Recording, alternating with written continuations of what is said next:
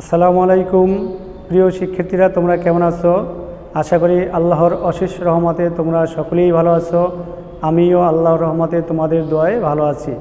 প্রিয় শিক্ষার্থীরা, আজকের হিসাব বিজ্ঞান দ্বিতীয় পত্রের আর্থিক বিবরণী বিশ্লেষণের অর্থাৎ অনুপাত বিশ্লেষণের তৃতীয় ক্লাসে আমি মোহাম্মদ রফিকুল ইসলাম, সহকারী অধ্যাপক, হিসাব বিজ্ঞান বিভাগের পক্ষ থেকে ব্যবসা শিক্ষা বিভাগের সকল শিক্ষার্থীকে জানাই আন্তরিক শুভেচ্ছা ও অভিনন্দন। প্রিয় শিক্ষার্থীরা, আজকের এই ক্লাসে গাণিতিক সূত্র যেগুলোর আছে সেগুলো শেষ করে তারপর আমরা একটু অঙ্ক চলে যাব।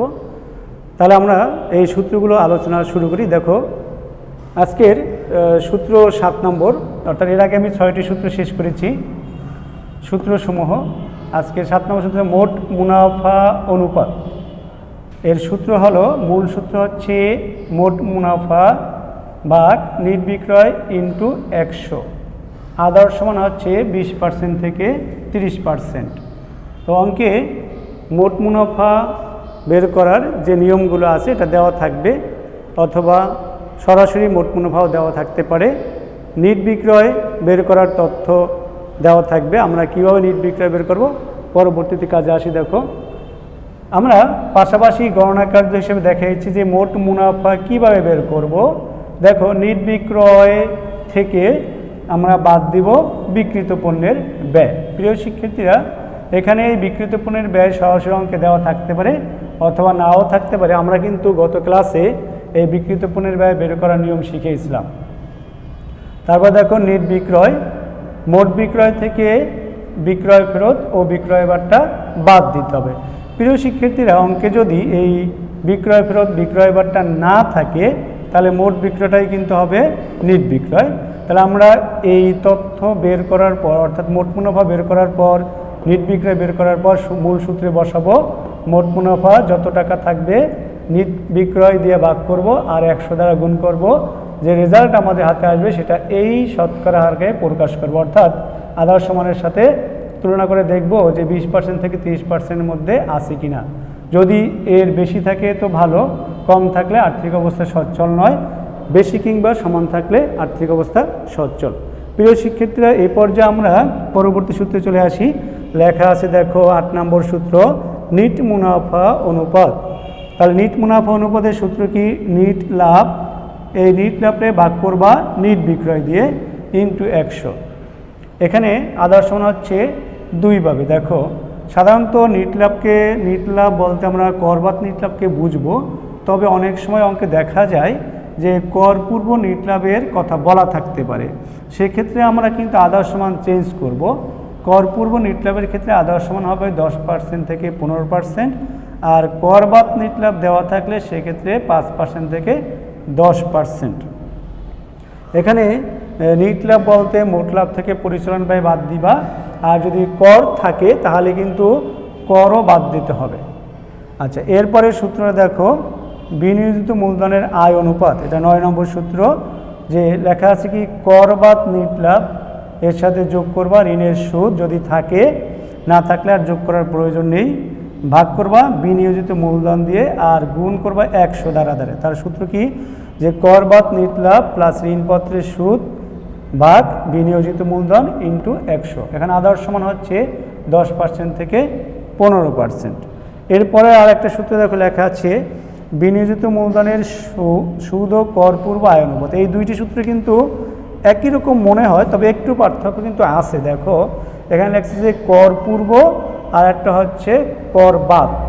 তা যদি অঙ্কে কর পূর্ব সূত্রে বলে দেয় যে বিনিয়োজিত মূলধনের সুদ ও কর পূর্ব আয় অনুপাত নির্ণয় করো, সেক্ষেত্রে কিন্তু সূত্রের মধ্যেও একটু পরিবর্তন লক্ষ্য করা যায়। দেখো, লেখা আছে কি, সুদ ও কর পূর্ব নিট লাভ ভাগ করবা বিনিয়োজিত মূলধন দিয়ে ইন্টু 100। আদর্শ মান হবে 15% থেকে 20%-এর মধ্যে। প্রিয় শিক্ষার্থীরা, এই বিনিয়োজিত মূলধনের আর একটি সূত্র আছে। দেখো, এটা আমরা 11 নম্বর সূত্রে লিখেছি, বিনিয়োজিত মূলধনের আবর্তন অনুপাত। এখানে সূত্র হচ্ছে, দেখো, নিট বিক্রয়, এই নিট বিক্রয়কে ভাগ করবা বিনিয়োজিত মূলধন দিয়ে। এখানে আদর্শ মান হচ্ছে 3 থেকে 5 বার। এখন দেখো, এই 9 নম্বর সূত্র, 10 এবং 11, এই তিনটে সূত্রের বেলায় কিন্তু আমাদের বিনিয়োজিত মূলধনটা প্রয়োজন।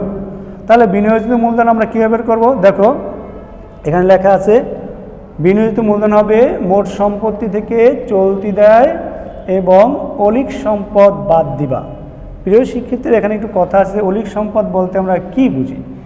আমরা শেয়ার ইস্যু অঙ্কের মধ্যে এরকম একটা তথ্য আলোচনা করেছিলাম, অলিক সম্পত্তি বা ভুয়া সম্পত্তি, যে সম্পত্তির কোনো আর্থিক ভ্যালু নাই এবং ভবিষ্যতে এখান থেকে কোনো আয় আসবে না, অর্থাৎ টাকা রিটার্ন পাওয়া যাবে না, আমরা এই সম্পত্তিকে বলি ভুয়া সম্পত্তি বা অলিক সম্পত্তি। যেমন আমরা বলতে পারি প্রাথমিক খরচ, কোনো একটি ব্যবসা প্রতিষ্ঠান শুরু লগ্নে আমরা যে খরচগুলো করি, যেমন মিলাদ মাহফিল হতে পারে, কোনো বিশিষ্ট ব্যক্তিবর্গ আসলে সেখানে অনেক খরচ হতে পারে, এই সমস্ত খরচ যদি আমরা একবার করে থাকি তারপরে এটার থেকে কোনো আমাদের এই খরচ রিটার্ন আসে না, এই জন্য আমরা এটাকে বলি ভুয়া সম্পত্তি বা অলিক সম্পত্তি। এই সম্পত্তিটা আমরা আর্থিক অবস্থার মধ্যে অসমন্বিত ব্যয়ের মধ্যে রেখে দেই। তাহলে আমরা এই অলিক সম্পত্তি আর ভুয়া সম্পত্তি কোনগুলো এটা একটু জেনে নেই।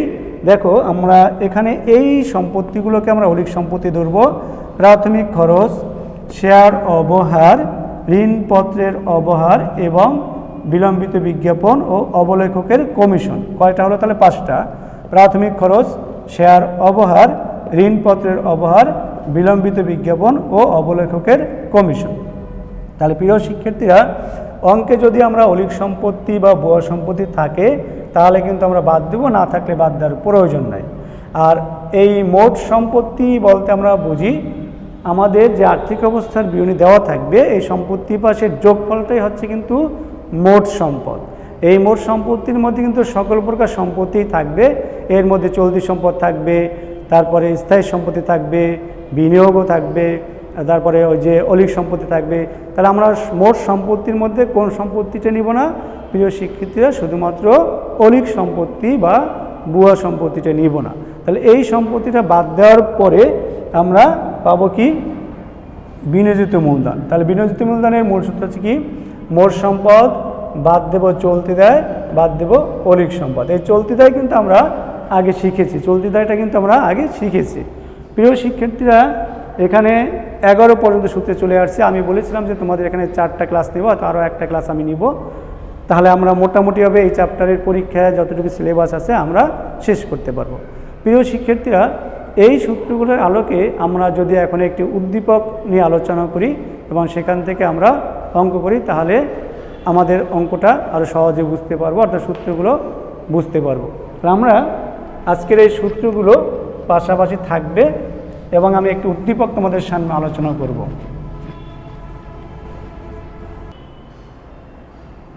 প্রিয় শিক্ষার্থীরা, এই পর্যায়ে একটা উদ্দীপক নিয়ে আলোচনা করতেছি, খেয়াল করো।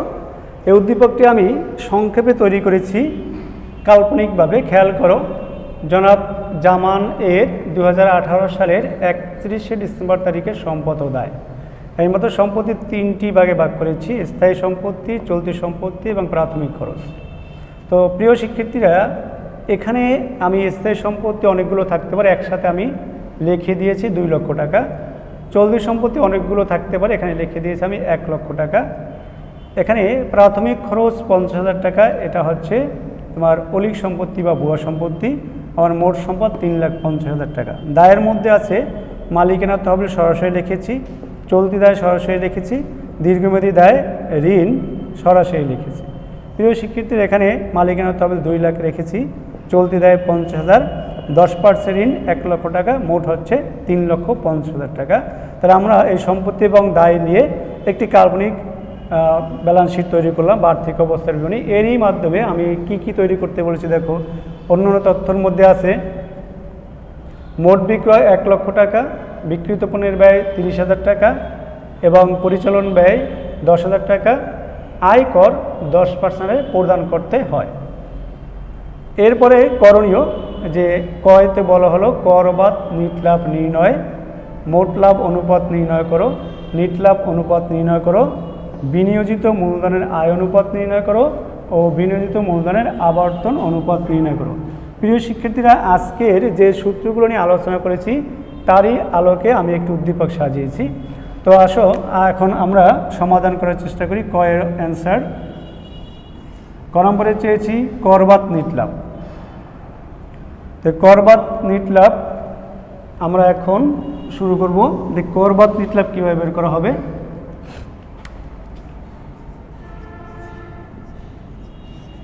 কর বাদ নিট লাভ নির্ণয়।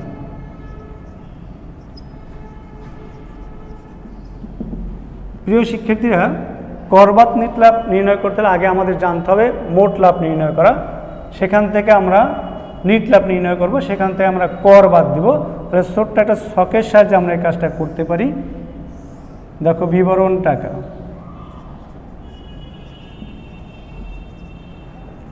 প্রথম লেখো মোট বিক্রয়,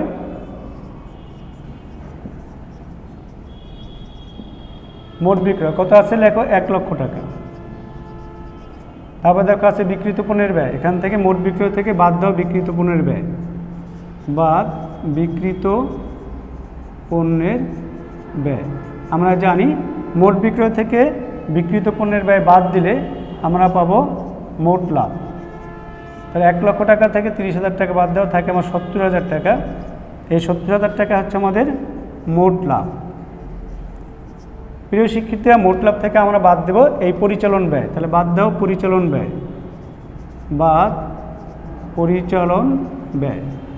মোট লাভ থেকে পরিচালন ব্যয় বাদ দেব 10,000, থাকে কত আমার 60,000 টাকা। এটা হচ্ছে আমাদের কর পূর্ব নিট লাভ। যেহেতু এখানে সরকারকে কর দিতে হবে নিট লাভের উপর, তাই এই নিট লাভটাকে লিখতে হবে কর পূর্ব নিট লাভ, কর পূর্ব নিট লাভ। এখান থেকে আমরা কী বাদ দেব, বাদ আয়কর, বাদ কর। কর কত পার্সেন্ট বলছে, 10%। নিট লাভ হলো 60,000 টাকা। এই 60,000 টাকারে 10% বের করো, ক্যালকুলেটারের সাহায্যে বার করলে হবে 60,000 টাকা 10% হবে 6,000 টাকা। তো 6,000 টাকা বাদ দিয়ে থাকবে আমাদের কত, 54,000 টাকা। এই 54,000 টাকা হবে আমাদের কর বাদ নিট লাভ, কর বাদ নিট লাভ। প্রিয় শিক্ষার্থী, আমরা কয়ের অ্যান্সার পেয়েছি, কর বাদ নিট লাভ 54,000 টাকা। তাহলে আমাদের কর বাদ নিট লাভ হলো 54,000 টাকা। এটা আমরা এখানে একটু লিখে রাখলাম, অঙ্কের মধ্যে প্রয়োজন হবে। আমি যেহেতু বোর্ডের কাজ মুছে মুছে করতে হবে, তাহলে কয়ের জন্য কাজ শেষ করলাম। কর বাদ নিট লাভ আমি পেয়েছি 54,000 টাকা। প্রিয় শিক্ষার্থীরা, এ পর্যায়ে আমাদের ক্ষয়ের জন্য প্রশ্ন ছিল মোট মুনাফা অনুপাত নির্ণয় করো। দেখো, মোট লাভ অনুপাত। আমি কিন্তু তোমাদের সামনে কিছু প্রশ্ন রেখে যাব, বাসা এটা সমাধান করবে। দেখো, মোট লাভ অনুপাতের সূত্র আমরা লিখবো এখানে মোট লাভ ডিভাইডেড বাই নিট বিক্রয় ইন্টু 100।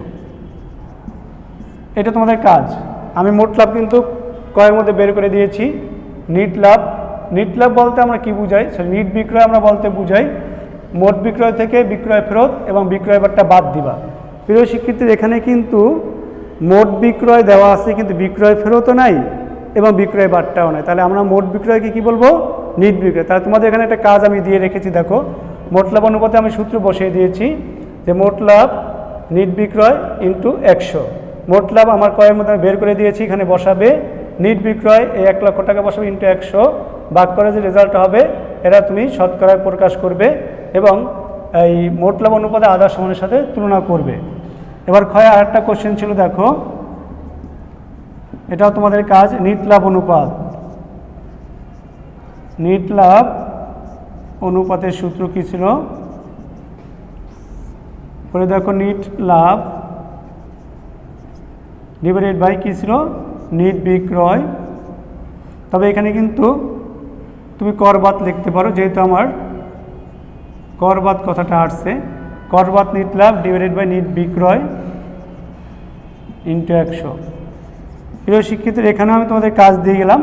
আমি তো কয়ের মধ্যে বের করেছি কর বাদ নিট লাভ 54,000, এটা তোমরা এখানে বসাবে। আর নিট বিক্রয় বলতে এই 1 লক্ষ টাকা যে বিক্রয় ছিল এটা এখানে বসাবে ইন্টু 100। কর বাদ নিট লাভকে বিক্রয় দ্বারা ভাগ করবা, যে রেজাল্টটা পাবা সেটা পার্সেন্টেজ আকারে প্রকাশ করে দিবে। প্রিয় শিক্ষার্থীরা, এটা তোমাদের কাজ দিয়েছে এই কারণে আমি কিন্তু তথ্য বের করে দিয়েছি, তোমরা বাসায় করবে। এরপরে প্রিয় শিক্ষার্থীরা, এখন আমরা গয়ের জন্য দেখো লিখছি বিনিয়োজিত মূলধনের আয় অনুপাত। এই বিনিয়োজিত মূলধনের আয় অনুপাত বের করার জন্য আমাদের দুইটি সূত্র ছিল, একটি হচ্ছে করপূর্ব নিট লাভের ক্ষেত্রে, আরেকটা হচ্ছে করবাদ নিট লাভের ক্ষেত্রে। এখানে কিন্তু আমাদের করবাদ নিট লাভ আমরা কয়ের জন্য পেয়েছি, তাই সূত্র লিখব করবাদ নিট লাভ ভাগ বিনিয়োজিত মূলধন ইন্টু 100। প্রিয় শিক্ষার্থীরা, আমরা করবাদ নিট লাভ কয়ের মধ্যে পেয়েছিলাম, এটা এখানে বসাবে। আর বিনিয়োজিত মূলধনটা আমরা আলাদা বের করব। দেখো বিনিয়োজিত মূলধন কিভাবে হবে। বিনিয়োজিত মূলধন আমরা কিন্তু সূত্রে শিখেছি মোট সম্পদ থেকে বাদ দিবা চলতি দায় থেকে অলিক সম্পদ বাদ দিবা, অলিক সম্পদ। প্রিয় শিক্ষার্থী, দেখো মোট সম্পদ আমাদের উদ্দীপকের ভিতরে কত টাকা দেওয়া আছে? 3,50,000 টাকা। এখানে আমরা লিখব মোট সম্পদ হচ্ছে 3,50,000 টাকা। এবার চলতি দায় আমরা কিন্তু দায়ের মধ্যে লিখেছি, চলতি দায় ছিল 50,000 টাকা, এটা বাদ দাও 50,000 টাকা। এখন অলিক সম্পদ কিন্তু এখানে প্রাথমিক খরচকে আমরা বুঝাবো, প্রাথমিক খরচ আছে 50,000 টাকা। তাহলে আমরা এই মোট সম্পত্তি থেকে কী বাদ দিলাম? দেখো তো, চলতি দায় বাদ দিয়েছি এবং অলিক সম্পদ প্রাথমিক খরচ বাদ দিয়েছি। তাই 3,50,000 টাকা থেকে 50,000 এবং 50,000 1 লক্ষ টাকা বাদ দিলে হবে 2,50,000 টাকা আমাদের কি হবে? বিনিয়োজিত মূলধন। তাহলে আমাদের বিনিয়োজিত মূলধন হচ্ছে কত? 2,50,000 টাকা। এটাও তোমাদের কাজে লাগবে, আমি রেখে দিয়েছি। তাহলে করবাদ নিট লাভ ডিভাইডেড বাই বিনিয়োজিত মূলধন ইন্টু 100, এই কাজটা তোমরা বাসায় করবে, আমি তথ্য বের করে দিয়েছি। এরপরে কাজ হচ্ছে কি, আরেকটা সূত্র আছে বিনিয়োজিত মূলধনের আবর্তন অনুপাত। এই সূত্রটাও দেখো, বিনিয়োজিত মূলধনের আবর্তন অনুপাত, এটা হচ্ছে 2-এর জন্য। অর্থাৎ গয়ের মধ্যে যে দুইটা সূত্র ছিল, সেটা দ্বিতীয়টা হলো বিনিয়োজিত মূলধনের আবর্তন অনুপাত। বিনিয়োজিত মূলধনের আবর্তন অনুপাতের সূত্র কি? এখানে হচ্ছে নির্বিক্রয় ভাগ করবা বিনিয়োজিত মূলধন দিয়ে, বিনিয়োজিত মূলধন। এটা আধার সমান কত ছিল? 3 থেকে 5 বার। প্রিয় শিক্ষার্থীরা খেয়াল করে, এখানে এই নিট বিক্রয় কিন্তু এই মোট বিক্রয়ের টাকাটা বসাবে, আর বিনিয়োজিত মূলধন কিন্তু আমরা একটু আগে বের করেছি। অর্থাৎ আমরা এই বিনিয়োজিত মূলধন যে 3টা সূত্রে প্রয়োগ করা যায়, আমি সেই 3টা সূত্রের আলোকে ছোট্ট একটি উদ্দীপকের সাহায্যে তোমাদের বোঝানোর চেষ্টা করলাম। প্রিয় শিক্ষার্থীরা, আগামী আরেকটি ক্লাসের মাধ্যমে আমি পূর্ণাঙ্গভাবে একটি অঙ্ক তোমাদের সামনে আলোচনা করব। এখানে প্রায় অনেকগুলো সূত্র থাকবে, অর্থাৎ একটা অঙ্ক থেকে যাতে আমরা 10 থেকে 12টা সূত্রে একটা অঙ্ক করতে পারি। তাহলে আমরা মোটামুটিভাবে এই চ্যাপ্টারের 12 থেকে 14টা সূত্র খুব ভালোভাবে শিখব। তাহলে আমরা অন্ততপক্ষে এই মান্থলি পরীক্ষার সিলেবাস শেষ করতে পারবো। এরপরে আমরা অবশ্যই টেস্ট পরীক্ষা থাকবে, বোর্ড পরীক্ষা থাকবে, এখানে আরও ব্যাপকভাবে শিখব। আজকের মতো এখানে সমাপ্তি। পরবর্তী ক্লাসে আবারও তোমাদের সামনে হাজির হব। এই শুভকামনা। আল্লাহ হাফিজ। আসসালামু আলাইকুম ওয়া রাহমাতুল্লাহি ওয়া বারাকাতুহু।